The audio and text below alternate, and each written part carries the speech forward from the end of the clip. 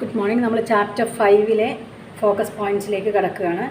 Chapter 5 മെയിനായിട്ട് focus points തന്നിരിക്കുന്നത് Newton's laws of മോഷനിൽ സെക്കൻഡ് ലോ ഓഫ് മോഷൻ, അടുത്ത conservation of momentum, common forces in mechanics, അതിൽ frictional force, circular motion, ഈ 4 focus പോയിൻറ്റ്സാണ് പറഞ്ഞിരിക്കുന്നത്.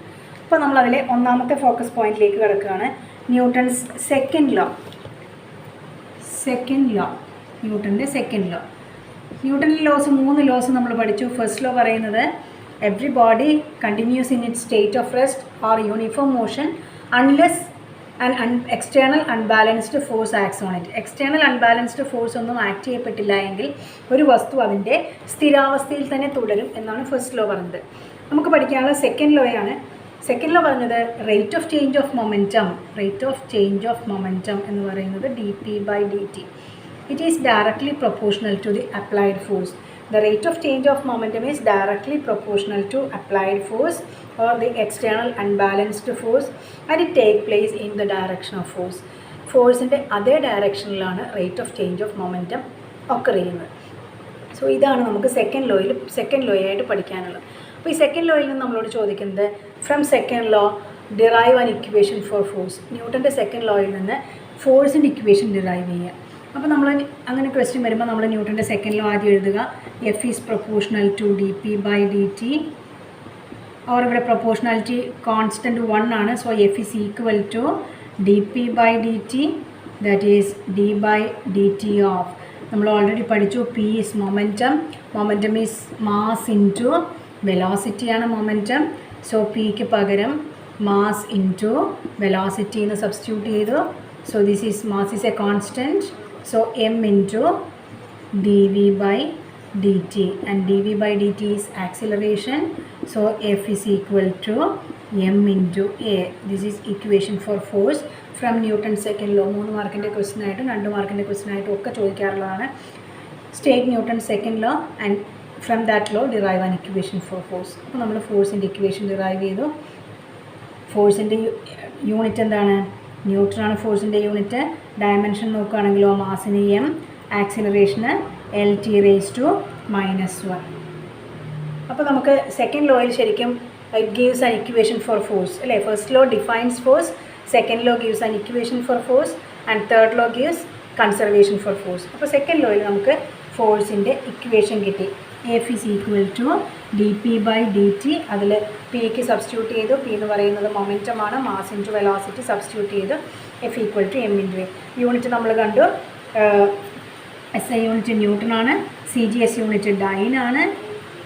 ഇനി ഗ്രാവിറ്റേഷണൽ യൂണിറ്റ് കിലോഗ്രാം വെയിറ്റ് ആണ്. And 1 kilogram weight is equal to എത്രയാണ്? 9.8 newton.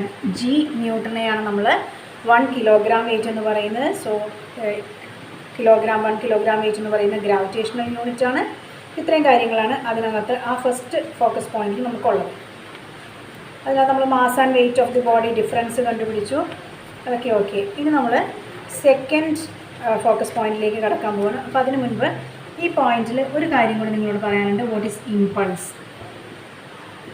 എന്താണ് ഇമ്പൾസ് എന്ന് പറയുന്നത്? Effect of A large force for A small interval of time. What is impulse എന്ന് ചോദിച്ചാൽ ആൻസർ എഴുതേണ്ടത് ഇതാണ്. It is the effect of A large force. ഒരു വലിയ ഫോഴ്സ് ഒരു കുഞ്ഞു സമയത്തേക്ക് ക്രിക്കറ്റ് ബോൾ ക്യാച്ച് ചെയ്യുന്നത് പോലെ ആക്ട് ചെയ്യുന്നതിനെയാണ് നമ്മൾ ഇമ്പൾസ് എന്ന് പറയുന്നത്. And impulse is equal to f into dt എന്ന് വന്നിരിക്കുന്നത് തന്നെ കാണുമ്പോൾ അറിയാം സ്മോൾ ടൈമാണ്. So force into time. ഇനി ഈ ഇമ്പൾസും മൊമെൻറ്റും തമ്മിലുള്ള റിലേഷൻ എന്താണ്? നമുക്കറിയാം എഫിന് dp/dt ആണ് according to second law. Into dt നമ്മൾ കൊടുത്തു, dt ക്യാൻസൽ ചെയ്ത് പോയി. So impulse is change in momentum. മൊമെൻറ്റത്തിൻ്റെ ചേഞ്ചിനെയാണ് നമ്മൾ ഇമ്പൾസ് എന്ന് പറയുന്നത്. ഇപ്പോൾ ഒരു ക്രിക്കറ്റ് ബാറ്റിൽ ഒരു ബോൾ വന്ന് പതിക്കുന്നു, ബോൾ തിരിച്ചു പോരുന്നു. ഇതിൻ്റെ ഫൈനൽ മൊമെൻറ്റം ഇവിടെ ഇനീഷ്യൽ മൊമെൻറ്റം വരുന്നത്. അപ്പോൾ final momentum minus initial momentum ചെയ്താൽ നമുക്ക് കിട്ടുന്നത് എന്താണോ അതാണ് ഈ ബോൾ ഇമ്പാർട്ട് ചെയ്ത ഇമ്പൾസ് എന്ന് പറയുന്നത്. So impulse is equal to change in momentum. അതാണ് ഇമ്പൾസും മൊമെൻറ്റവും തമ്മിലുള്ള റിലേഷൻ. അപ്പോൾ നോക്കുക, ഇമ്പൾസിൻ്റെ യൂണിറ്റും ഡയമെൻഷനും എന്തിൻ്റെ തന്നെയായിരിക്കും? മൊമെൻറ്റത്തിൻ്റെ യൂണിറ്റിനും ഡയമെൻഷനും ഈക്വൽ ആയിരിക്കും. അപ്പോൾ ഇമ്പൾസും മൊമെൻറ്റവും സെയിം യൂണിറ്റും സെയിം ഡയമെൻഷനുള്ള ടേംസാണ്.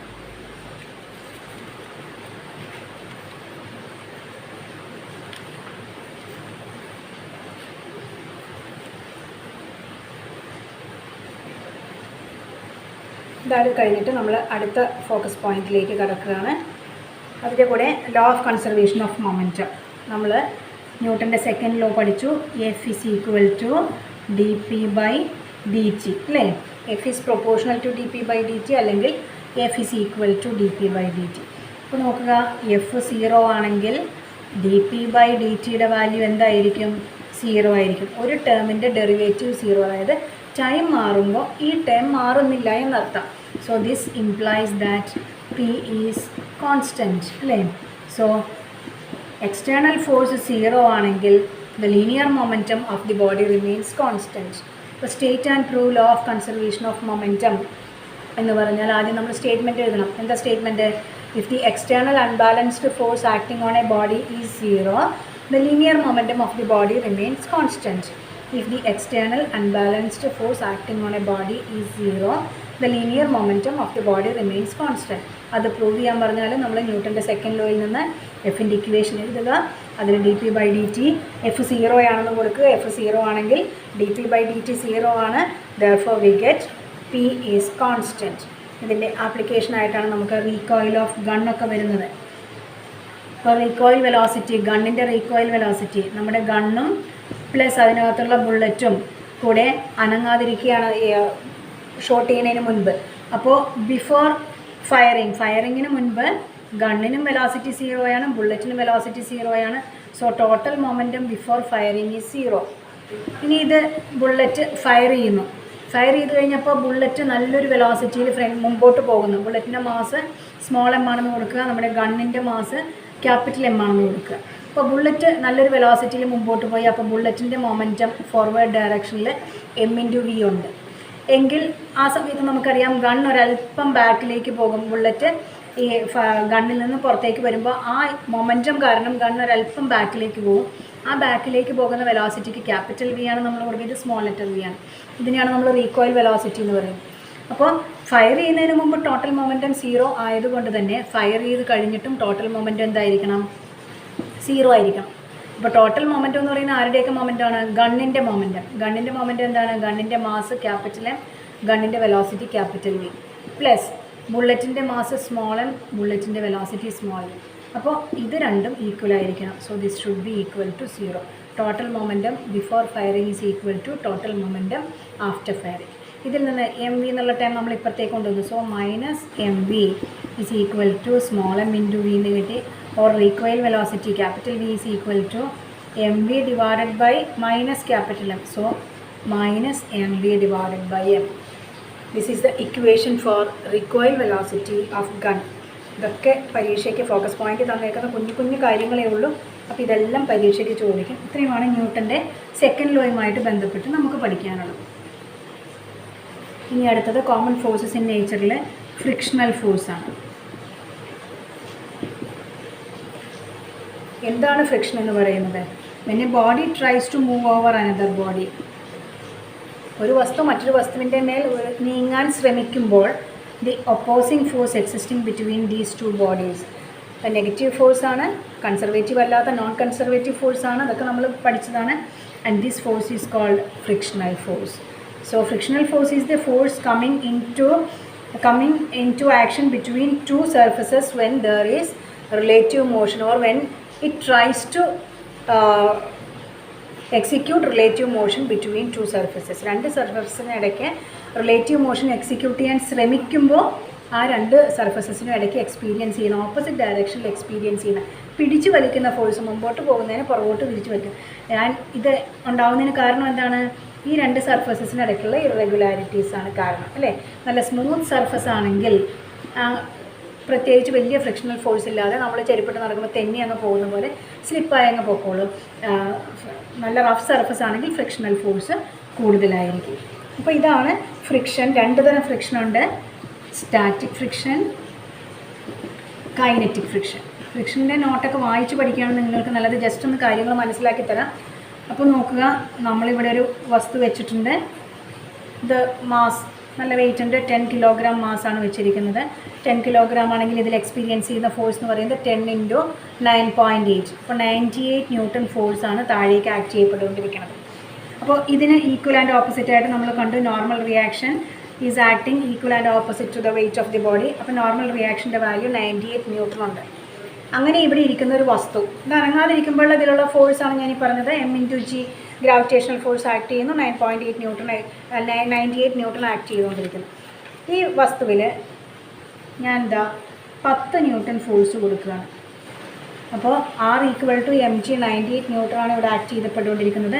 അപ്പോൾ ഞാൻ ഇതിൽ 10 ന്യൂട്ടൺ ഫോഴ്സ് കൊടുത്തിട്ട് ഇതിനെ ഉന്താൻ ശ്രമിക്കുന്നു. ഇത് നീങ്ങില്ല. പക്ഷേ ആ സമയത്തും there is frictional force between the two body. നമ്മൾ ഇതിലൊരു ഫോഴ്സ് കൊടുക്കുമ്പോൾ ജസ്റ്റ് ഓപ്പോസിറ്റ് ആയിട്ട് ഒരു ഫ്രിക്ഷണൽ ഫോഴ്സ് എക്സ്പീരിയൻസ് ചെയ്യും.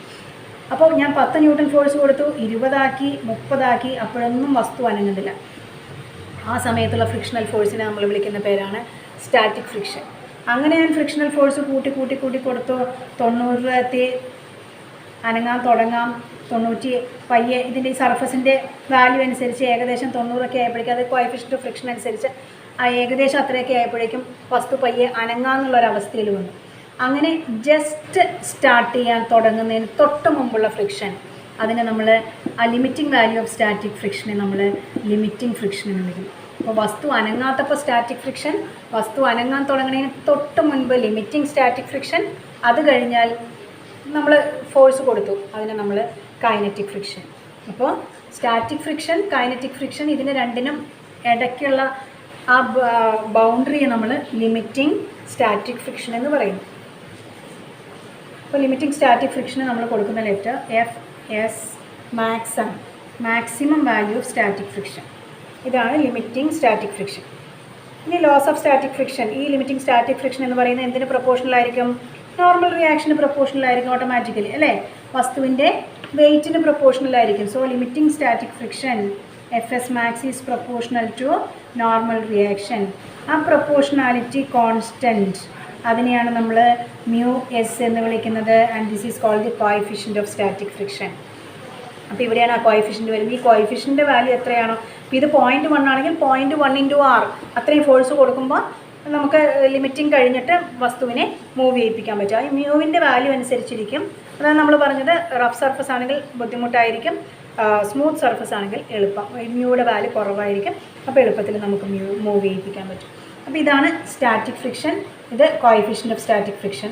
അടുത്തത് ലിമിറ്റിംഗ് സ്റ്റാറ്റിക് ഫ്രിക്ഷൻ പറഞ്ഞു നമ്മൾ. അടുത്തത് കൈനറ്റിക് ഫ്രിക്ഷൻ. ഒരു വസ്തു മൂവ് ചെയ്യുമ്പോൾ മറ്റൊരു വസ്തുവിനെ മേൽ മൂവ് ചെയ്യുന്ന സമയത്ത് ഈ രണ്ട് വസ്തുക്കൾക്കും ഇടയ്ക്ക് എക്സ്പീരിയൻസ് ചെയ്യുന്ന ഫ്രിക്ഷണൽ ഫോഴ്സിനെയാണ് നമ്മൾ കൈനറ്റിക് ഫ്രിക്ഷൻ എന്ന് പറയുന്നത്. കൈനറ്റിക് ഫ്രിക്ഷൻ രണ്ട് തരം: സ്ലൈഡിംഗ് ഫ്രിക്ഷൻ, റോളിംഗ് ഫ്രിക്ഷൻ. വസ്തു മറ്റൊരു വസ്തുവിൻ്റെ മേൽ ഉരുണ്ട് നീങ്ങുവാണെങ്കിൽ അത് റോളിംഗ് ഫ്രിക്ഷൻ, നിരക്കി നീക്കുവാണെങ്കിൽ അത് സ്ലൈഡിംഗ് ഫ്രിക്ഷൻ. ഇപ്പോൾ രണ്ട് തരം friction.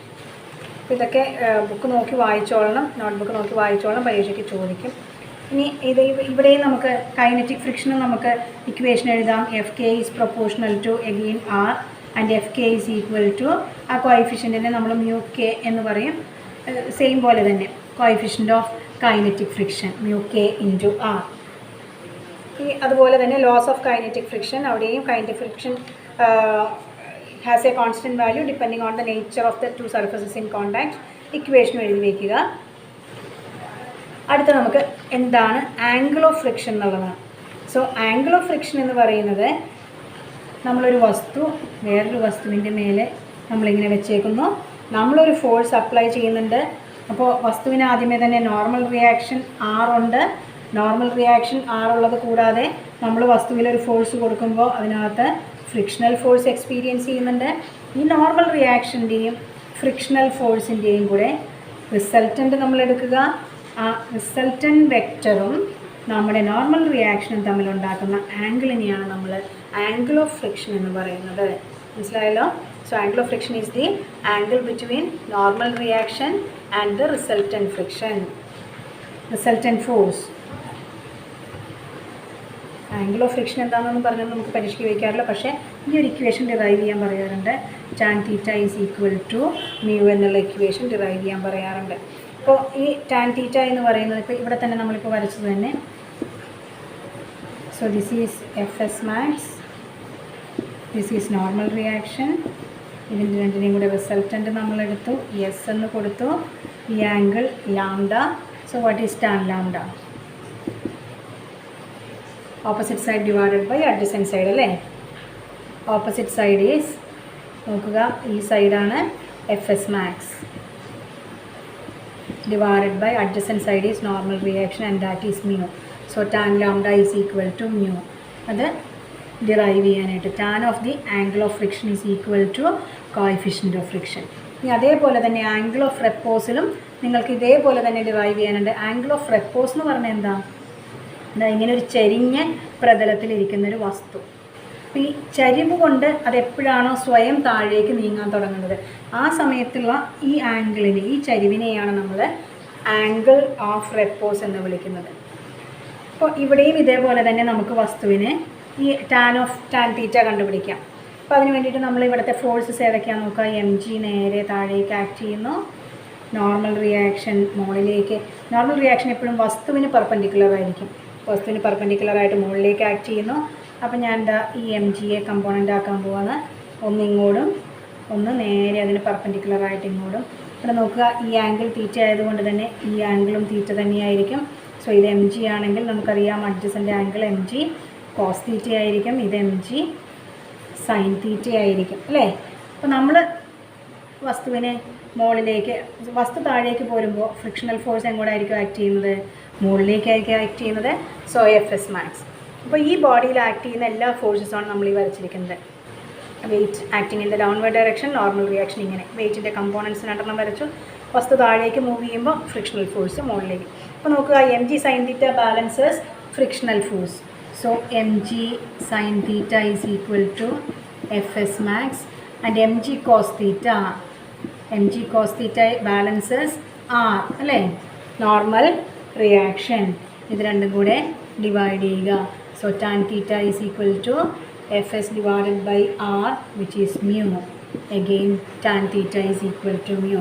This angle is known as angle of repose. അപ്പോൾ angle of repose എടുത്താലും angle of friction എടുത്താലും tan of the angle gives coefficient of friction. അത്ര ഓർത്തിരുന്നാൽ മതി. അപ്പോൾ അത് രണ്ടും പഠിച്ചിരിക്കേണ്ടത്. അപ്പോൾ ഇത്രയുമാണ് ഫ്രിക്ഷനെ കുറിച്ച് പഠിക്കാനുള്ളത്. ഫ്രിക്ഷൻ എന്ന് പറയുന്ന നെസസറി ഈവിൾ ആണെന്ന് നമ്മൾ കണ്ടു. അതായത് ഫ്രിക്ഷൻ ആവശ്യവുമാണ്, എന്നാൽ അനാവശ്യമുണ്ട്. പരീക്ഷയ്ക്ക് ചോദിക്കുകയാണ് friction is A necessary evil. Prove ചെയ്യാൻ പറഞ്ഞാൽ നെസസറി ആണെന്ന് കാണിക്കുന്ന 2 കേസസ് എഴുതണം, ഈവിൾ ആണെന്ന് കാണിക്കുന്ന എഴുതണം. നെസസറി ആണെന്ന് പറഞ്ഞാൽ നമുക്ക് നടക്കാൻ വേണം, നമുക്ക് ഗ്രിപ്പ് കിട്ടാനൊക്കെ ഇത് വേണം. ഈവിൾ ആണെന്ന് കാണിക്കുന്നത് മെഷീൻ്റെ ഇതൊക്കെ തേഞ്ഞു പോകുന്നതും ചെരുപ്പ് തേഞ്ഞു പോകുന്നതും എല്ലാം ഈവിൾ കേസസ് ആയിട്ട്. അപ്പോൾ 2 എണ്ണം വീതം 2ലും എഴുതി വെച്ചേക്കും. ഇനി നമുക്ക് പഠിക്കാനുള്ള സർക്കുലർ മോഷൻ എന്നുള്ള ടോപ്പിക്കാണ് അതിനകത്ത്. അതിൽ സെൻട്രിപെറ്റൽ ഫോഴ്സ്. എന്താണ് സെൻട്രിപെറ്റൽ ഫോഴ്സ് എന്ന് പറയുന്നത്? ഒരു സർക്കുലർ പാത്തിൽ ട്രാവൽ ചെയ്യുന്ന ഒരു വസ്തുവിനെ ആ സർക്കുലർ പാത്തിൽ കീപ്പ് ചെയ്ത് നിൽക്കണം എന്നുണ്ടെങ്കിൽ അതിന് ആ സർക്കുലർ പാത്തിൻ്റെ സെൻറ്ററിലേക്ക് ആക്ട് ചെയ്യുന്നൊരു ഫോഴ്സ് ആവശ്യമാണ്. ആ ഫോഴ്സിനെയാണ് നമ്മൾ സെൻട്രിപെറ്റൽ ഫോഴ്സ് എന്ന് പറയുന്നത്. നമ്മൾ കഴിഞ്ഞ ചാപ്റ്ററിൽ സെൻട്രിപെറ്റൽ ആക്സിലറേഷൻ്റെ ഇക്വേഷൻ പഠിച്ചു. So force is equal to M into A, M into centripetal acceleration, and centripetal acceleration is V square by R. So centripetal ഫോഴ്സിൻ്റെ equation M V square by R. ഇല്ലെങ്കിൽ നമ്മൾ ആർ ഒമേഗ എന്ന് പഠിച്ചു, R omega square എന്ന് പഠിച്ചു, V omega എന്ന് പഠിച്ചു. ഏത് ഇക്വേഷൻ വേണമെങ്കിലും അപ്ലൈ ചെയ്യാം. ഇതാണ് സെൻട്രിപെറ്റൽ ഫോഴ്സിൻ്റെ ഇക്വേഷൻ. ഇനി ഇതിനകത്ത് എപ്പോഴും പരീക്ഷയ്ക്ക് ചോദിക്കുന്ന 2 കാര്യങ്ങളാണ്. ഒന്ന്, ഒരു ലെവൽ റോഡ്. ലെവൽ റോഡ് എന്ന് പറഞ്ഞാൽ നമ്മൾ ചരിവൊന്നും വരുത്താത്തൊരു റോഡ്. ഈ ലെവൽ റോഡിൽ കൂടി പോകുന്ന ഒരു വാഹനം, ആ വാഹനത്തിന് ഈ വളവിലെത്തുമ്പോൾ ഉണ്ടാകാൻ പറ്റുന്ന മാക്സിമം സ്പീഡ്, അതാണ് ആദ്യത്തെ ഡെറിവേഷൻ. അപ്പോഴും നമ്മൾ നോക്കുക ഇവിടുത്തെ ഫോഴ്സസ് എന്തൊക്കെയാണെന്ന് നോക്കുക. ഇത് ലെവൽ റോഡായതുകൊണ്ട് നേരെ തന്നെയാണ് എം ജി താഴേക്ക്, നോർമൽ റിയാക്ഷൻ മുകളിലേക്ക്. ഇതാ വളവ് തിരിയുമ്പോൾ എന്തായാലും ഫ്രിക്ഷണൽ ഫോഴ്സ് വേണം അല്ലേ. സെൻട്രിപെറ്റൽ ഫോഴ്സ് വേണം. സെൻട്രിപെറ്റൽ ഫോഴ്സ് കിട്ടിയെങ്കിൽ മാത്രമേ ഈ വളവ് തിരിഞ്ഞ് വാഹനം നേരെ പോരുള്ളൂ. ഈ സെൻട്രിപെറ്റൽ ഫോഴ്സ് ആരാണ് കൊടുക്കുന്നത്? ഫ്രിക്ഷണൽ ഫോഴ്സ് ആയിരിക്കണം കൊടുക്കേണ്ടത് അല്ലേ. അപ്പോൾ ഈ സെൻട്രിപെറ്റൽ ഫോഴ്സിൻ്റെ വാല്യൂ ഫ്രിക്ഷണൽ ഫോഴ്സ് കൊടുക്കുന്നത് ഈ വാഹനത്തിൻ്റെ ടയറും ഈ റോഡും തമ്മിലുള്ള ഗ്രിപ്പാണ് ഫ്രിക്ഷണൽ ഫോഴ്സ് കൊടുക്കുന്നത്. ആ ഗ്രിപ്പിനേക്കാളും കൂടുതൽ സെൻട്രിപെറ്റൽ ഫോഴ്സ് ആയിക്കഴിഞ്ഞാൽ വാഹനം സ്കിഡായി പോകും. So centripetal force should be less than or equal to frictional force. Frictional ഫോഴ്സിനേക്കാളും കുറവായിരിക്കണം സെൻട്രിപെറ്റൽ. കൂടി വന്നാൽ അതിന് വലിയ സ്പീഡിലാണ് വരുന്നതെങ്കിൽ ആ വാഹനം സ്കിഡായി പോകും. സോ സെൻട്രിപെറ്റൽ ഫോഴ്സ് എന്ന് പറയുന്നത് m V square by r. ആ എം വി സ്ക്വയർ ബൈ ആറിൻ്റെ വാല്യൂ വാഹനത്തിന് കിട്ടുന്ന ഗ്രിപ്പിനേക്കാളും കുറവായിരിക്കണം. Frictional force is mu r. So v square is less than mu r. R എന്ന് പറയുന്നത് എന്താണ്? M g. R is equal to m g. M cancel ചെയ്ത് പോയി. So v square is less than or equal to mu R G, or v should be less than or equal to root of mu R G. ഇതാണ് ഒരു വളവുള്ളൊരു level റോഡിൽ ഒരു വാഹനത്തിന് പോസിബിളായിട്ടുള്ള maximum speed. ഇനി സപ്പോസ് വാഹനത്തിന് നമ്മുടെ റോഡിനെ നമ്മൾ ബാങ്ക് ചെയ്തിട്ടുണ്ടെന്ന് വിചാരിക്കുക. What is meant by banking of road? The upper side of the road is raised above the inner edge. അതായത് ഔട്ടർ സൈഡ് പൊക്കിയും ഇന്നർ എഡ്ജ് താഴ്ത്തിയും ഇത്രയും ആംഗിൾ കൊടുത്തിട്ട് റോഡ് ഉണ്ടാക്കുന്നതിനെയാണ് നമ്മൾ ബാങ്കിങ് എന്ന് പറയുന്നത്. അപ്പോൾ ഈ ബാങ്ക്ഡ് റോഡിൽ കൂടി വരുന്ന ഒരു വാഹനത്തിൽ ഉണ്ടാകുന്ന ഫോഴ്സസ്. ഇപ്പോൾ നമ്മളിവിടെ ഫ്രിക്ഷണൽ ഫോഴ്സ് കൺസിഡർ ചെയ്യുന്നില്ല എന്ന് വിചാരിക്കുക. ഫ്രിക്ഷണൽ ഫോഴ്സ് കൺസിഡർ ചെയ്യുന്നില്ല എങ്കിൽ എം ജി താഴേക്ക്, നോർമൽ റിയാക്ഷൻ വസ്തുവിന് മുകളിലേക്കാണ് നമ്മൾ കണ്ടു. നോർമൽ റിയാക്ഷൻ വസ്തുവിന് മുകളിലേക്ക് ഈ എം ജിയെ നമ്മൾ കമ്പോണൻസ് ആക്കാൻ പോവുകയാണ്. നോർമൽ റിയാക്ഷനെ നമ്മൾ കമ്പോണൻസ് ആക്കാൻ പോവുകയാണ്. നോർമൽ റിയാക്ഷൻ്റെ കമ്പോണൻസ് രണ്ടെണ്ണം. അപ്പോൾ ഈ ആംഗിൾ തീറ്റ ആയതുകൊണ്ട് തന്നെ ഈ ആംഗിൾ തീറ്റയാണ്. So this is r cos theta, this is r sign theta. Okay, so നോക്കുക, ഈ ആർ സൈൻ തീറ്റയാണ് വളവിലേക്കുള്ള ഫോഴ്സ്. ഇതാണ് എന്തിന് പ്രൊവൈഡ് ചെയ്യാനുള്ളത്? നമുക്ക് സെൻട്രിപെറ്റൽ ഫോഴ്സ് പ്രൊവൈഡ് ചെയ്യാനുള്ളത്. So R sign theta is equal to m V square by r കൊടുക്കണം, അല്ലാതെ വേറെ മാർഗമില്ല. ആർ കോസ് തീറ്റ എന്തിനെ ബാലൻസ് ചെയ്തു? എം ജിയെ ബാലൻസ് ചെയ്തു. ഇത് രണ്ടും തമ്മിൽ നമ്മൾ ഡിവൈഡ് ചെയ്യുന്നു.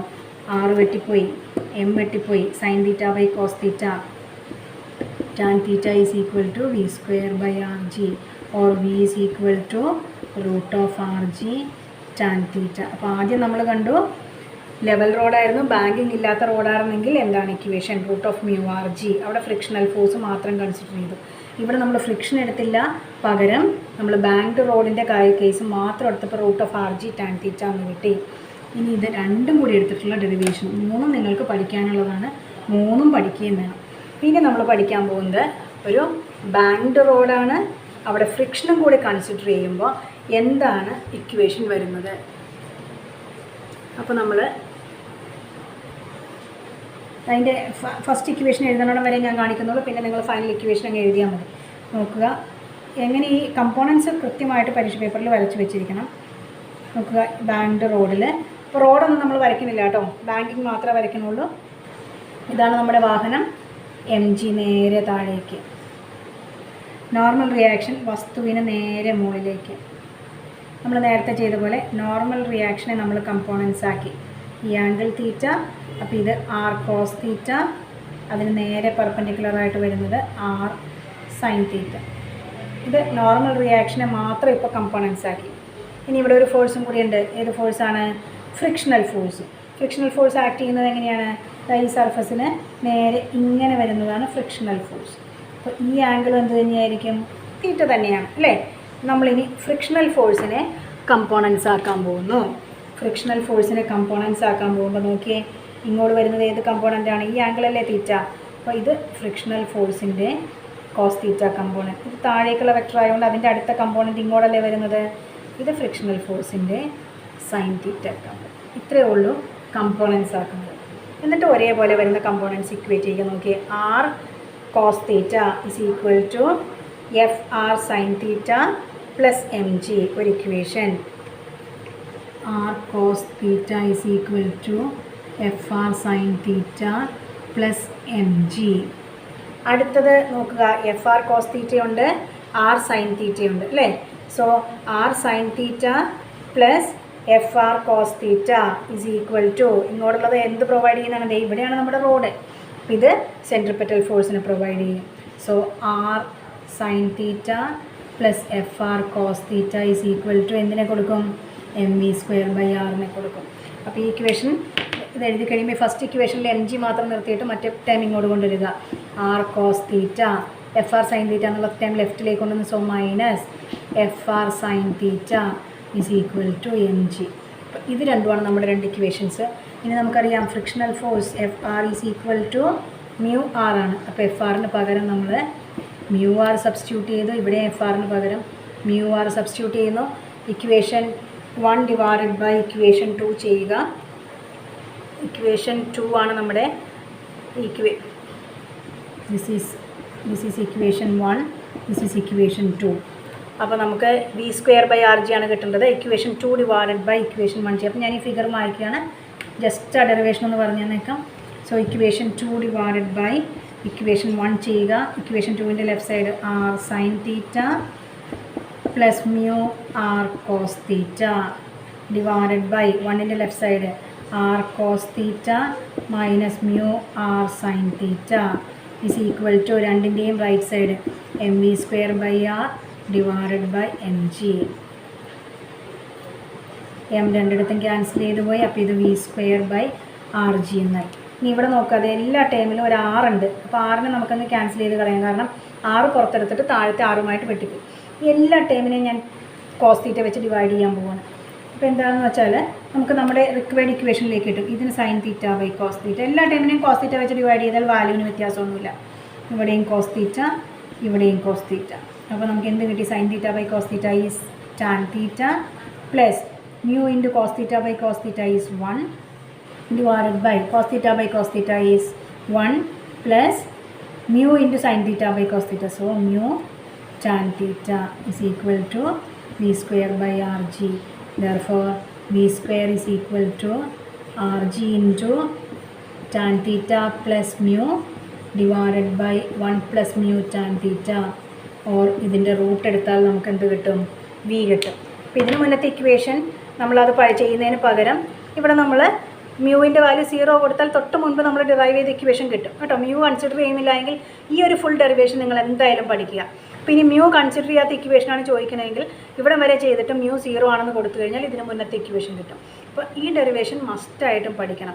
മാക്സിമം പെർമിസിബിൾ സ്പീഡ്, ഒരു വാഹനം നമ്മൾ ബാങ്ക് റോഡിൽ കൂടി പോകുമ്പോൾ പോസിബിൾ ആയിട്ടുള്ള maximum permissible speed to avoid skidding or അല്ലെങ്കിൽ സേഫ് ലിമിറ്റ് ഓഫ് സ്പീഡ് എത്രയാണെന്ന് ചോദിച്ചാൽ ഈ ഇക്വേഷൻ ഡിറൈവ് ചെയ്തിരിക്കും. അപ്പോൾ ഇത്രയുമാണ് നമുക്ക് ആ ചാപ്റ്ററിലെ ഫോക്കസ് പോയിൻറ്റ്സ് വരുന്നത്.